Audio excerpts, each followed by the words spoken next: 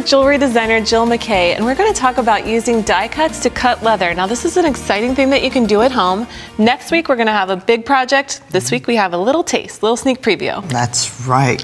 We're going to be making this pendant here. So Beautiful. I'm going to show you how to use these dies. Okay, I love it, and it's all layered together. It is, and we're going to do some riveting and a little bit of gluing so we make it a nice finished piece. Perfect. All right. These are steel rule dies, and we're going to cut this background shape.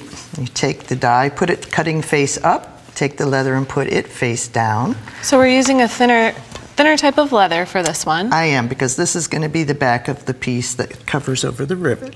Oh, okay. So so you're making it. I think it's always good to cover the back because it makes it look really finished. I do, because it's going to flip around. Mm-hmm. Oh, right. Yep.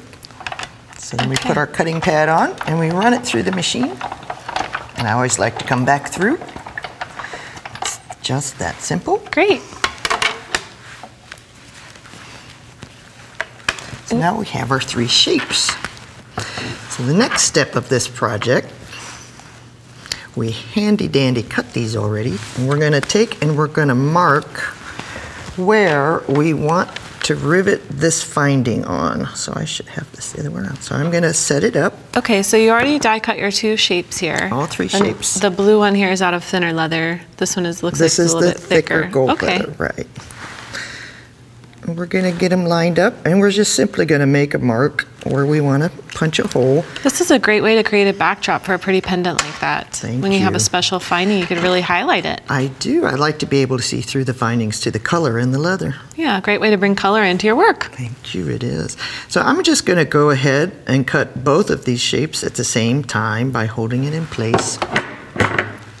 Take my hole cutter. Okay. Just make 1 hole. Make sure it got clean cut through both. I think it did. We're going to put the finding back on. Let's make sure it's going to go through. Okay, and you're using a rivet. I am. And you want to make sure that the rivet comes all the way through all 3 pieces, including the metal finding. The metal finding doesn't have to be straight right now because it'll pivot around anyways. We take our rivet setter. Okay. Get the rivet back and you put the textured side up. Oops. You hold your pieces together and you take the crystal rivet and place it here and simply holding them together carefully, press. Perfect. Nice. So I wouldn't want to wear that as the back. I mean, it doesn't look bad and it wouldn't scratch, but you can make it look even better. Yeah, I would like to make it look better. So we're going to take a little bit of leather glue. Okay. Is this a water-soluble glue? It is, and it dries kind of fast. So when you're working on the back here, and I'm actually going to work on the back side of the piece of leather that's going to cover instead of putting the glue on the riveted piece. Okay. And I'm using a flat brush so I can evenly distribute it. And as you're working, if you get to one end of it, I work kind of quickly and I don't have to be super neat, but I don't want to get your table messy. But if one end of your glue starts to dry, you just want to make sure and go back over it again.